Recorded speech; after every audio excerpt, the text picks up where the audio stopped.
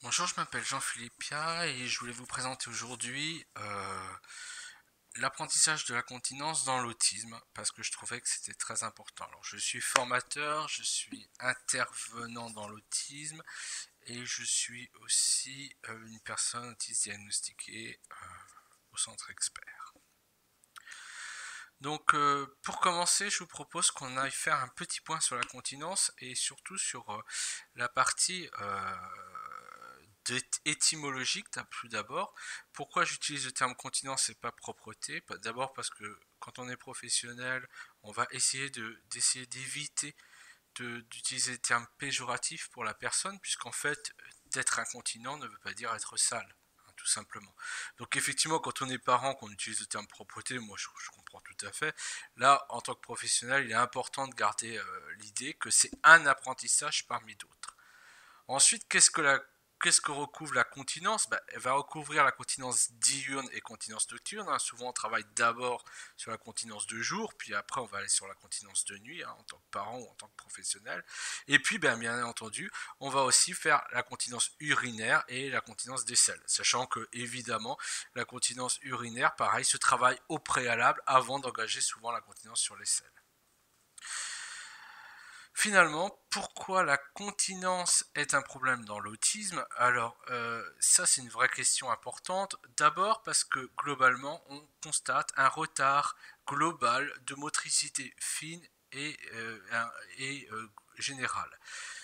Donc, par exemple, hein, derrière ça, hein, on va avoir un retard global de développement par rapport à la norme typique et du coup, il va y avoir un décalage, hein. On peut le noter souvent, bon, même si je suis pas très fan de ce qu'on en fait, mais disons dans la Vineland, par exemple, sur les comportements adaptifs, on va avoir une différence et on va se rendre compte que l'enfant est souvent, même au niveau motricité, sauter, etc., c'est des choses qui vont s'acquérir souvent plus tardivement chez les personnes autistes. Et du coup, effectivement, dans l'acte de la continence, il y a de l'utilisation de la motricité. On va aussi avoir des sensorialités complexes, c'est-à-dire à la fois des sensorialités, par exemple, qui sont directement liées à la continence, comme le fait de savoir que la personne a envie d'aller aux toilettes, hein, ou qu'elle est mouillée, mais aussi on va avoir des personnes, par exemple, qui vont être hyposensorielles et qui, du coup, ne seront pas gênées par le fait d'être mouillées ou d'avoir déféqué dans leur culotte. C'est quelque chose qui ne va pas les déranger, hein. Et du coup, il ne va pas y avoir un comportement qui va alerter sur ce point-là, hein. Et puis, il y a toutes les sensorialités à la fois aussi sur l'acte en lui-même, c'est-à-dire, hein, on a quand même des sensorialités, on pousse, etc. On a le papier, on a, etc. Et puis, il y a aussi accepter le lieu des toilettes. Et des fois, le lieu des toilettes, ils sont froids, ils sont désagréables, ils sont différents. Et on verra que voilà, ça peut poser aussi des problèmes de généralisation. On va avoir des comorbidités de type épilepsie, hein, l'épilepsie qui peut faire une sorte de régression des apprentissages et du coup des personnes qui jusqu'ici avaient appris ou avaient adopté une indépendance aux toilettes vont avoir du mal à pouvoir être de nouveau, vont risquer de devoir reporter des couches par exemple. Et puis il y a tous les effets secondaires des médicaments qui font que par exemple il y a le nurésie qui risque d'être un effet secondaire de pas mal de psychotropes qui sont hélas trop prescrits dans l'autisme, hein. Vous savez ma position sur ce point-là.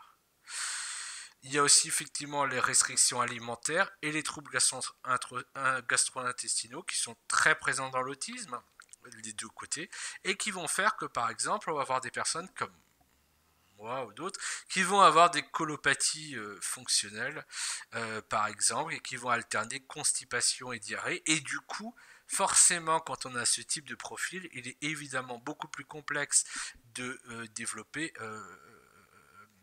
des, l'apprentissage au niveau des selles.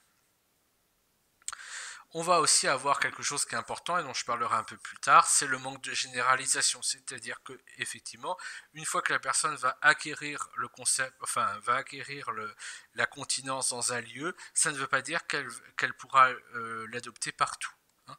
Et d'ailleurs, on voit vraiment des grosses différences. Donc il va falloir travailler sur ce manque de généralisation. On verra comment, par exemple, en allant dans les toilettes publiques, en allant voilà, tester l'apprentissage chez les grands-parents, chez les oncles, chez les tantes, enfin, je ne sais pas, chez les amis, si vous en avez.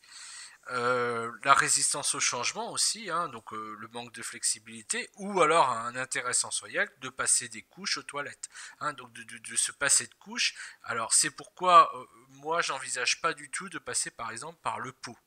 Hein. Je conseille d'aller directement vers la toilette parce que il faudra encore retravailler, il y aura une étape supplémentaire une fois que ça sera acquis au niveau du pot. Donc de ne pas utiliser finalement le programme peut-être plus typique, plus des enfants typiques, hein, de passer par le pot. Donc il y a aussi la grande question, hein, surtout, est-ce qu'il y a des prérequis à cet apprentissage? Alors moi j'ai mis comme prérequis avoir plus de 3 ans, hein, et pour moi c'est le prérequis pour les toilettes et pour l'inclusion scolaire si j'ose dire. Même si effectivement ça ne semble pas être le prérequis de certaines écoles, mais effectivement, je veux dire, avoir 3 ans devrait être le seul prérequis. J'aurais tendance à ajouter peut-être être assis quelques minutes, pouvoir être assis quelques minutes. Mais il y en a qui vont rajouter des prérequis dans la littérature, par exemple la marche indépendante, c'est-à-dire pouvoir se déplacer jusqu'aux toilettes, la marche alternée dans les escaliers, monter et descendre des escaliers convenablement, parfois avoir une communication pour pouvoir le demander, pouvoir rester sec pendant 80 minutes, que la personne puisse alerter quand elle est mouillée. Mais si on commence comme ça, je dirais, il y a des personnes qui n'auront jamais accès à l'apprentissage des toilettes. Et ça serait dommage parce que finalement, on se rend compte que des personnes qui sont continentes n'ont pas tous les prérequis qu'on trouve dans la littérature. Alors, il y a aussi autre chose, hein, c'est que moi je vois, j'accompagne un jeu d'adolescent que j'apprécie particulièrement et qui m'est cher. Voilà, j'entends encore ce discours qu'il n'est pas prêt, il a 15 ans. Je veux dire, à un moment, à 15 ans, il sera jamais plus prêt que maintenant, hein, pour aller aux toilettes. Donc si on ne travaille pas, effectivement, cet apprentissage, il ne sera jamais prêt. Je ne dis pas que, voilà, je ne dis pas non plus que toutes les personnes autistes vont acquérir cet apprentissage. Je n'en sais rien. Mais ce que je dis simplement, c'est qu'il faut le travailler en tout cas. Donc je vais vous développer une méthode inspirée de CISO et FAT, qui est en fait une méthode qui a été utilisée sur une quinzaine d'enfants et qui est assez intéressante, une quinzaine d'enfants autistes, et qui est assez intéressante et que j'ai un petit peu changé sur un point, et je vous expliquerai pourquoi sur ce point je l'ai changé, parce que pour moi c'est quelque chose que je trouve dommage. Donc déjà, première chose, on va commencer par faire un tableau de surveillance des apports liquides. Aussi un tableau, hein, j'ai envie de dire, il faut au moins faire un tableau aussi, hein, de suivre les accidents éventuels, quand il réussit, etc. On est obligé au moins d'avoir ça. Hein. Donc surveiller les apports liquides pour qu'ils soient réguliers. Vous savez, dans l'autisme, des fois, il y a une hyposensorialité des sens internes et des personnes qui vont avoir tendance à ne pas boire. Donc là, il faut que vous surveillez ça pour pouvoir être sûr que l'enfant puisse avoir assez d'eau pour avoir un intérêt à uriner. Par contre, ne le gorgez pas d'eau, hein, c'est pas le principe. Hein. Il faut que l'enfant porte peu de vêtements, tout simplement parce que s'il y a un accident, on va directement le mettre aux toilettes au maximum pour qu'il en fasse un tout petit peu dans les toilettes. Donc il faut qu'il y ait très peu de vêtements pour qu'on puisse se déshabiller très rapidement. Alors, eux, ils préconisent que toutes les 30 minutes, on l'emmène aux toilettes. Moi, c'est quelque chose que j'aurais tendance à dire qui n'est pas forcément ce que je ferais. Hein. C'est-à-dire que pour moi, si on fait ça, à un moment, il faut quand même que l'antécédent de la personne autiste, ça soit son envie, et pas le fait que le timer a sonné, hein, ou que le parent le dirige. Donc à un moment, il va falloir quand même faire un transfert. Du coup, le transfert me paraît plus simple si on a commencé pendant 1 ou 2 semaines à faire un tableau où on va évaluer quand est-ce qu'il y va aux toilettes. Et du coup, on va l'emmener aux toilettes sur des heures où on sait qu'il est plus susceptible de faire. Ce n'est que mon avis. La méthode originale prend un timer et toutes les 30 minutes on y va. Du coup, on utilise aussi ce timer pour qu'il reste assis 1 à 3 minutes sur la toilette. Disons, moi j'aurais tendance à dire 2-3 minutes, effectivement, pour que il est assis, il est déshabillé, et on le laisse sur la toilette. Alors évidemment, avant ça, on aura peut-être travaillé le fait d'aller aux toilettes. Il aura accès à des choses qui ne sont qu'aux toilettes et qui lui plaisent, hein, pour que les toilettes soient agréables.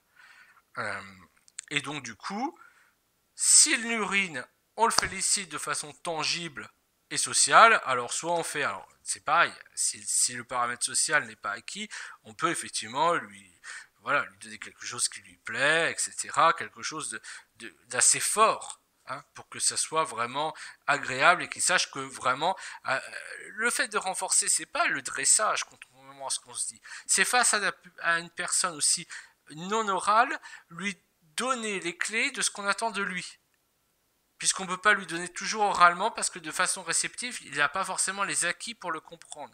Donc effectivement, le féliciter, enfin, ça peut être quelque chose qu'il connaît, mais ça peut être aussi effectivement quelque chose de tangible et qui est intéressant pour lui. Sinon, si il n'a pas uriné, on reprend les tâches et on lui signifie qu'il n'en avait pas besoin. Si un accident se produit, l'enfant, alors par exemple il commence à uriner, vous le voyez, vous prenez l'enfant, vous essayez de lui dire d'arrêter, évidemment en espérant qu'il comprenne, et il fait une partie aux toilettes, ou pas du tout, mais s'il fait une partie aux toilettes, vous l'encouragez, et là vous pouvez utiliser un renforçateur qui est peut-être moins grand que s'il l'avait fait directement aux toilettes, mais qui lui plaît quand même. Donc l'idée ici, en fait, c'est qu'on va appliquer ça pendant plusieurs semaines, et quand il y a eu 3 ou 4 fois que ça commençait enfin quand on voit que c'est de plus en plus indépendant, du coup on va commencer à travailler effectivement l'estompage. Quelques règles quand même pour tout ça. On ne crie pas, on ne punit pas un enfant qui n'urine pas au bon endroit. Alors pourquoi on le fait pas? Alors je dis pas que voilà, quand on a changé 3 fois son enfant, je me doute qu'on a envie de crier dessus, parce que ça fait quand même 3 ou 4 fois qu'on l'a changé, des fois on l'a emmené aux toilettes, il a rien fait, et à peine sorti, il fait juste sur nous. Bon, ça, je peux tout à fait comprendre que ça puisse être un antécédent pour la colère envers son enfant. Je comprends tout à fait. Mais ça n'apporte pas grand-chose de faire ça. Parce que c'est pas du tout... il faut partir sur le principe qu'il ne le fait pas exprès. Mais qu'il faut aussi qu'il sache que c'est intéressant pour lui et que ça va favoriser son bien-être. Et donc, pour le coup, on va être au départ sur quelque chose où c'est nous qui allons lui faire comprendre que c'est intéressant pour lui en lui donnant des choses. On est obligé de passer par là. Finalement, hein, j'ai envie de dire, peut-être qu'il y a des enfants même typiques qui n'ont pas d'intérêt à aller aux toilettes. Et finalement, ils vont le faire parce qu'il y a une normalisation qui se crée. Il est par contre pas du tout attendu. S'il n'arrive voilà, si l'apprentissage ne fonctionne pas, on est d'accord, il faut autant respecter l'enfant que s'il fonctionne, évidemment. Mais moi, je dois dire que j'ai vu j'ai vu même pour ma grand-mère qui était en EHPAD, le fait que par exemple quand on est à l'âge adulte et qu'on n'est pas et qu'on n'a pas acquis la continence et qu'on ne peut pas donc aller aux toilettes, qu'on est obligé d'attendre d'être changé, ça va favoriser l'attente. Donc le risque d'être mouillé pendant des heures ou des demi-heures en tout cas au moins, parce que là en plus la personne ne va pas forcément l'exprimer. Alors qu'au moins ma grand-mère elle appuyait sur une sonnette, mais ça mettait déjà une demi-heure pour que quelqu'un vienne. Donc voilà, pour vous dire que voilà, ça c'est aussi quelque chose qui va réduire sa qualité de vie. Peut-être qu'effectivement aujourd'hui l'enfant n'est pas en capacité, et même je dirais même un enfant typique n'est pas en capacité de le comprendre pour l'avenir. Donc c'est aussi effectivement dans la normalisation que ça va se voir. On va utiliser un périne des lieux, c'est-à-dire qu'on va associer le lieu des toilettes à quelque chose d'agréable. On va par exemple l'emmener au départ, avant, juste pour qu'il voit que finalement ce lieu est un endroit sympa. Enfin, n'exagérons peut-être rien, mais disons qu'il a des jouets qui sont spécifiques aux toilettes, des jouets qu'il apprécie particulièrement et qui ne sortent pas des toilettes, par exemple. On va pouvoir travailler aussi sur le vidéo modeling, c'est-à-dire qu'on va pouvoir lui montrer des personnes qui vont aux toilettes, si possible de son âge, hein, ou alors là c'est pareil, le vidéo modeling c'est intéressant s'il y a quand même une intention conjointe, donc il aurait fallu travailler l'attention conjointe et pourquoi pas et l'imitation idéalement. Mais en tout cas, s'il arrive à repérer, on va aussi utiliser peut-être des scénarios sociaux, c'est-à-dire des scripts animés de dessin, où on va lui montrer l'attendu pour qu'il sache effectivement ce qu'on a attendu aux toilettes aussi, peut-être. Hein. Quand on renforce, du coup, quand on guide, c'est-à-dire qu'on fait de la guidance, il faut aussi prévoir l'étape estompage. C'est-à-dire que, voilà, si vous avez commencé l'apprentissage à 3 ans, j'exagère, peut-être à 5, et que voilà, vous n'allez pas continuer à le féliciter à chaque fois qu'il va aux toilettes jusqu'à 10 ans. Donc l'idée, c'est qu'à un moment, bah, voilà, soit il se renforce tout seul, donc on va faire un transfert, soit on va diminuer le renforçateur et les limiter à plus que du social, puis plus rien, etc. Hein. Donc l'idée, hein, pareil, quand on le guide, hein, donc comme je disais, si vous faites toutes les 30 minutes comme c'était indiqué dans la méthode originale, à un moment il va falloir trouver le moyen de transférer vers un stimulus où c'est lui qui va être le moteur du fait d'aller aux toilettes. Donc quelques difficultés pour finir, pour expliquer un peu hein, ce qui peut arriver au final. Alors, donc la généralisation. Hein. Alors, ce qui est compliqué, c'est que forcément, si, imaginons l'enfant, et c'est tant mieux, a acquis l'apprentissage de la continence, allez, on va dire urinaire et selle, à la maison. Le problème, c'est qu'à l'école, bah, c'est différent. Déjà, il ne sait pas le lieu. Il faut qu'il demande. Alors que peut-être chez vous, il y va directement. Donc là, il faut qu'il y ait une demande. Et peut-être qu'il n'a pas de communication ou qu'il n'a pas cette communication. Donc il va falloir travailler ça. Les toilettes sont différents. Est-ce que c'est pour lui? Est-ce qu'il a bien compris que c'est le même concept? Chez certaines personnes autistes, on pourrait voir, par exemple, qu'un chat noir et un chat blanc, voilà, pour lui, c'est pas forcément le même animal. Ou un ver rouge et un ver bleu. Hein. Il peut avoir besoin d'être aidé. Il peut y avoir différentes sensorialités. Je pense à l'IME local, il m'avait dit bah, on a une ventilation et en fait, c'est l'ado dont je parlais tout à l'heure, et ben lui, il supporte pas la ventilation. Donc voilà, c'est encore des sensorialités différentes. Donc idéalement, en tant que parent, puisque malheureusement l'école, enfin, est le sanctuaire où le parent n'est pas le bienvenu, du coup, malheureusement, il va falloir façonner ça.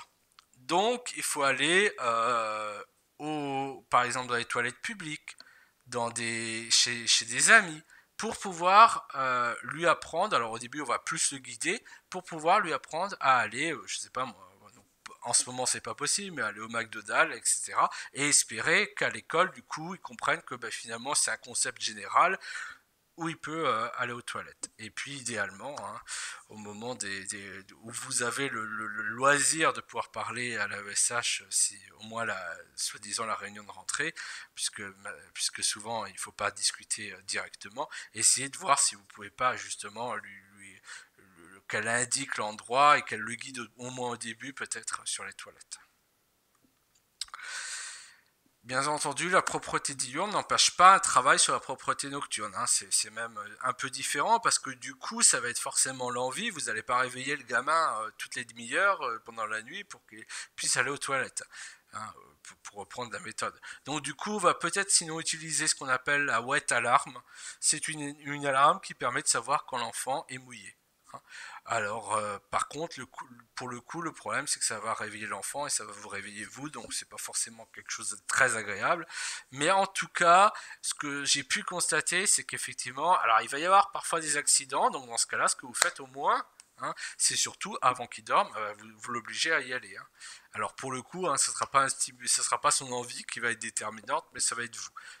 Je comprends que ce soit, voilà, idéalement ça serait son envie, mais même jouer avec un gamin de 8 ans, des fois il faut lui rappeler. Typique de 8 ans. La généralisation peut aussi concerner les couches, c'est-à-dire que l'enfant ne va pas vouloir retirer ses couches. Du coup, on va pouvoir utiliser ce qu'on appelle un façonnement encore, c'est-à-dire qu'on va habituer graduellement ou déshabituer graduellement pour le coup. Donc on va mettre l'enfant avec les couches. On peut imaginer que par exemple, parce que des fois c'est une histoire de bruit, je suis désolé, les selles quand elles tombent, elles font du bruit, c'est désagréable pour l'enfant, voire ça l'éclabousse, et du coup ça lui plaît pas. Donc pourquoi pas envisager la couche qui est mise en dessous, hein. Je sais que c'est pas super propre dans les WC de mettre une couche, mais voilà, du coup ça tombe dans la couche, ça fait pas de bruit, ou alors on va découper petit à petit la couche. J'ai jamais vu la procédure faite, mais j'en ai beaucoup entendu parler. Je vous dirais pas que ça marche, on n'en sait rien. Moi, a priori, ça fait partie du façonnement, donc c'est quelque chose qui est testé. Mais voilà, c'est quelque chose qu'on peut voir. Les selles, ah oui, peuvent engendrer des tas de comportements, notamment le jeu avec les selles que certains parents autistes ont connu. Alors ça, c'est quelque chose d'assez spécifique. Je peux pas vous en parler là, mais par contre, il peut y avoir plein de choses et peut-être l'idée, notamment quand il y a des problèmes alimentaires, c'est d'aller voir un gastropédiatre. Peut-être qu'il y a des choses à faire. Moi, ce que je vous déconseille par contre, c'est d'utiliser tout ce qui va être suppositoire à la glycérine ou lavement sans prescription médicale. Et c'est pas avec ce genre de choses qu'on arrive à aider l'enfant à être propre. Parce que du coup, là pour le coup, ok, on met quelque chose, il va aux toilettes, on peut le féliciter, mais là on est d'accord qu'en fait, au niveau de l'antécédent, c'est le suppositoire. Du coup, ça ne favorise pas forcément l'idée pour lui d'envie. Hein. Il peut y avoir la peur de la chasse d'eau, la peur de s'asseoir, la peur de la chasse d'eau, bah, simplement ça fait du bruit. Donc au départ, on va le laisser partir et on va appuyer sur la chasse d'eau. Puis peu à peu, on va essayer de le rapprocher dans une perspective de façonnement où il supportera la chasse d'eau. Pour la peur de s'asseoir, alors pareil, on peut façonner, effectivement, petit à petit, il va apprendre à s'asseoir. Mais sinon, on peut peut-être mettre un repose-pied. Imaginons que ce soit un problème d'hypersensibilité proprioceptive, c'est-à-dire qu'il ne supporte pas le vide. On peut mettre un repose-pied pour qu'il sente ses pieds sur quelque chose de dur. On peut essayer de favoriser des housses, enfin quelque chose qui entoure, qui soit plus agréable. Hein. Vous trouvez ça sur Optoys, AFD, sur ce genre de... Alors prenons AFD puisque c'est mon éditeur. Mais voilà, donc vous trouverez ce genre de choses ou sur toutsergo.com qui est aussi très très bien, qui est un très bon site bien achalandé où il y a beaucoup de choses pour les personnes autistes, donc n'hésitez pas. Donc globalement, ce que je voulais finir sur une conclusion, c'est que on peut travailler l'apprentissage de la continence pour les enfants autistes et pour les adultes autistes. C'est important. C'est quelque chose qui va augmenter leur qualité de vie.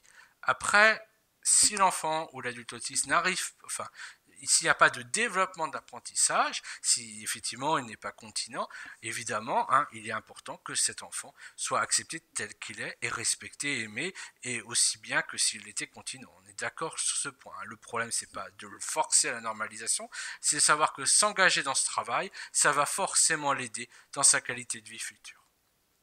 Alors j'espère que quelques personnes, éducateurs, intervenants auront pu voir et peut-être que ça les encouragera. Hein. Je ne dis pas que je vais pas donner une recette magique et c'est pas facile en 15 minutes de proposer quelque chose qui balaye entièrement un sujet où il faudrait quelques heures. Mais en tout cas, j'espère que ça vous aura aidé. Merci à vous.